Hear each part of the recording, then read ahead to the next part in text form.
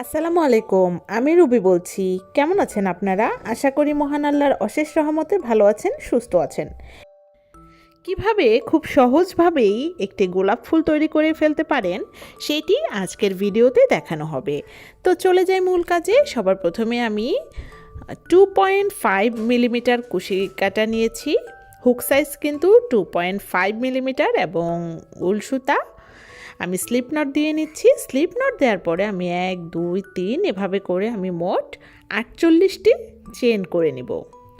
সম্পূর্ণ গুনে গুনে আমি 48টি চেন করে নিব। 48টি চেন করার পরে আমি এই যে দেখুন,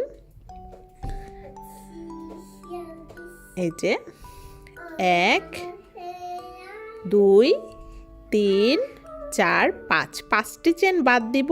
6 নাম্বার চেনে আমি একটি ডাবল ক্রোশে করে নেব। এই যে দেখুন 1 2 3 4 5 5টি চেন বাদ দিয়ে 6 নাম্বার চেনে ডাবল ক্রোশে করে নেব। তো এই যে দেখুন 6 নাম্বার চেনে আমি একটি ডাবল ক্রোশে করে নিলাম।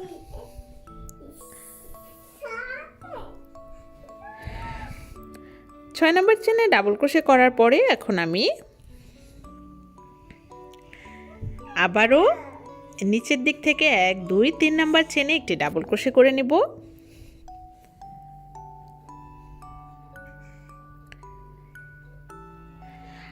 তিনটি চেন দিব উপরে, 1 2 3 এবং ডাবল ক্রোশে যে করেছি সেই চেনের গোড়াতে আরেকটি ডাবল ক্রোশে করে নেব। এটা হচ্ছে ভি শেপ হচ্ছে। তো এই যে দেখুন একেবারে সেম চেনে আমি আরেকটি ডাবল ক্রোশে করে নিচ্ছি।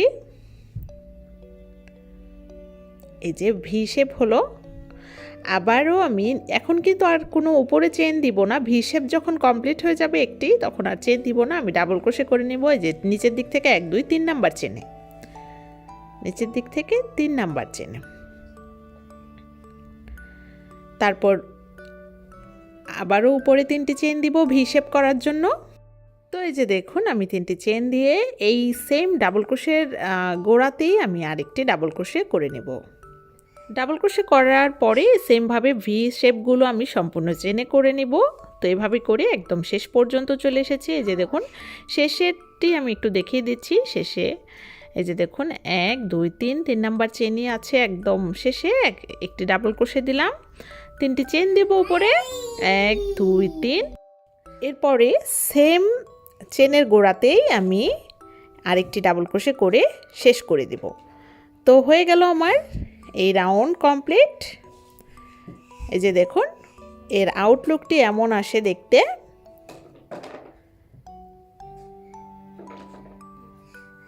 এরপরে আমি এখন এই যে দেখুন একটি চেন দিব, কাজটি উল্টে দিব। উল্টে দেওয়ার পরে এখানে আমি এই যে দেখুন এখানে একটি সিঙ্গেল স্টিচ দিয়ে বাকি 2টি চেন দিয়ে দেব 1 2। এখন আমি এই ফাঁকাতে আরও 7টি ডাবল ক্রোশে দেব। এটা কিন্তু একটি সিঙ্গেল স্টিচ 2টি চেন একটি ডাবল ক্রোশে হিসেবে কাউন্ট হবে। বাকি 1 2 3 4 5 6 7 7টি ডাবল ক্রোশে আর 3টি চেন সহ 8টি, মোট 8টি ডাবল ক্রোশে হলো। আমি গুনে দেখাচ্ছি। এই যে দেখুন 1 2 3 4 5 6 7 8 8টি ডাবল ক্রোশে আমি এখানে দিয়ে দিলাম। এবার দেখুন এই যে নিচের দিকে যে উল্টা পাশে যে ভি, সেখানে আমি একটি সিঙ্গেল স্টিচ দিয়ে দেব ফাঁকার ভিতর দিয়ে, কোনো চেনের ভিতর দিয়ে না। এই যে দেখুন জাস্ট ফাঁকাটার ভিতর দিয়ে আমি একটি সিঙ্গেল স্টিচ দিয়ে দিব। হয়ে গেল। এরপরে আবার ফাঁকা, এই ফাঁকাতে 8টি ডাবল ক্রোশে দিয়ে দিব। সিঙ্গেল স্টিচ দেওয়ার পরে কোনো চেইন টেন দেওয়া লাগবে না, শুধু 1 2 3 4 5 6 7 এবং 8টি ডাবল ক্রোশে দিয়ে এরপর আবারও উল্টার দিকে যে ভির ফাঁকাটা আছে এই ফাঁকার ভেতর দিয়ে একটি সিঙ্গেল স্টিচ দিয়ে দিব। এই যে দেখুন এখানে একটি সিঙ্গেল স্টিচ দিয়ে আবারও পরবর্তী ফাঁকাতে 8টি ডাবল ক্রোশে, একটি ফাঁকাতে সিঙ্গেল স্টিচ, আবার পরের ফাঁকাতে 8টি ডাবল ক্রোশে, এভাবে করে সম্পূর্ণ কাজটি আমি শেষ করেছি। তো এই যে দেখুন একদম শেষের পাপড়িটা করে আমি 3টি চেন দিব। 3টি চেন দিয়ে কুশি কাটা নিচের দিকে নামিয়ে নিব। 1 2 3 3টি চেন দিয়ে আমি কুশি কাটাটা এই যে একটি সিঙ্গেল স্টিচ দিব। সিঙ্গেল স্টিচ দিলে কুশি কাটা নিচের দিকে নেমে যাবে। এই যে দেখুন আমি একটি সিঙ্গেল স্টিচ দিয়ে কুশি কাটাটাকে নিচের দিকে নামিয়ে নিলাম। এরপর আমি একটি চেন দিয়ে এই সুতাটি কেটে দেব। সুতাটি একটু বড় করে কাটছি আমি, কারণ পরবর্তীতে সেলাইয়ের জন্য এই সুতাটি লাগবে, যাতে করে সেম সুতার দিয়ে সেলাই করতে পারি। এজন্য এই সুতাটি প্রথম থেকেই বড় রেখেছি। এখন আমি পিঙ্ক কালার সুতা দিয়ে বর্ডার দেব।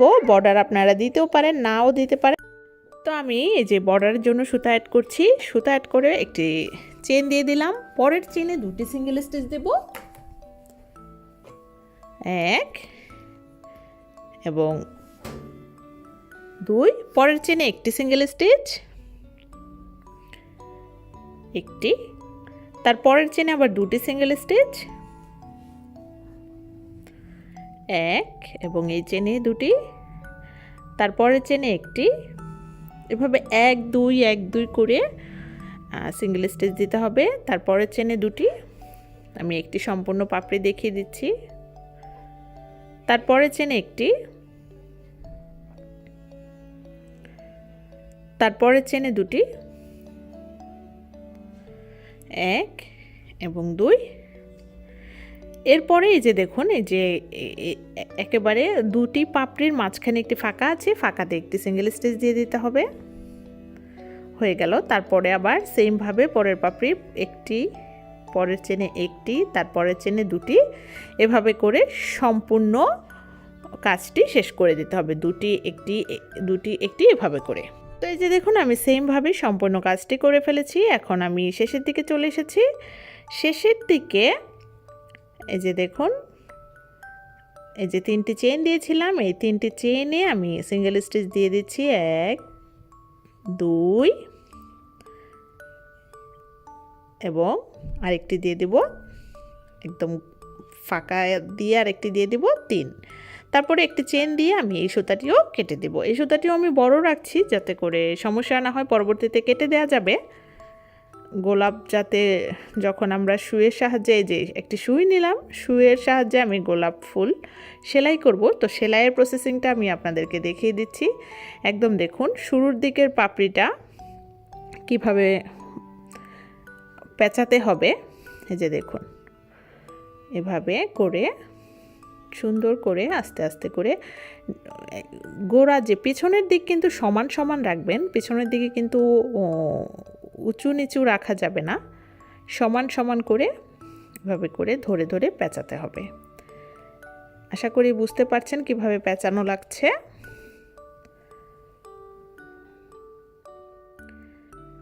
এই যে দেখুন কতটা সুন্দর একটি গোলাপ ফুল হয়ে গেল।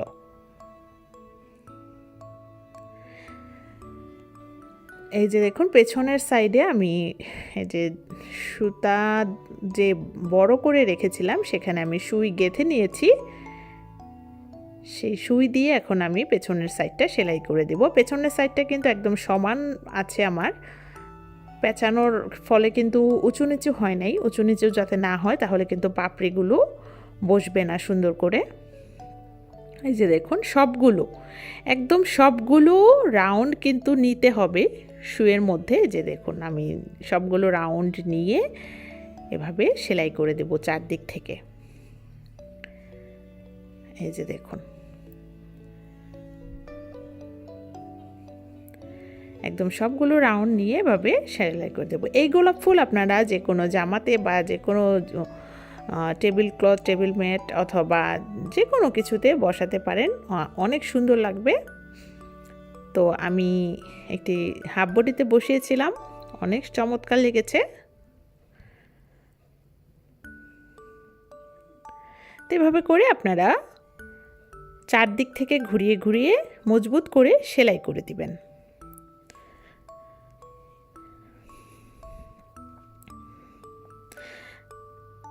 সেলাই করার পরে এই যে দুই পাশের সুতা নিয়ে একসাথে গিট দিয়ে দিবেন যাতে করে মজবুত হয়।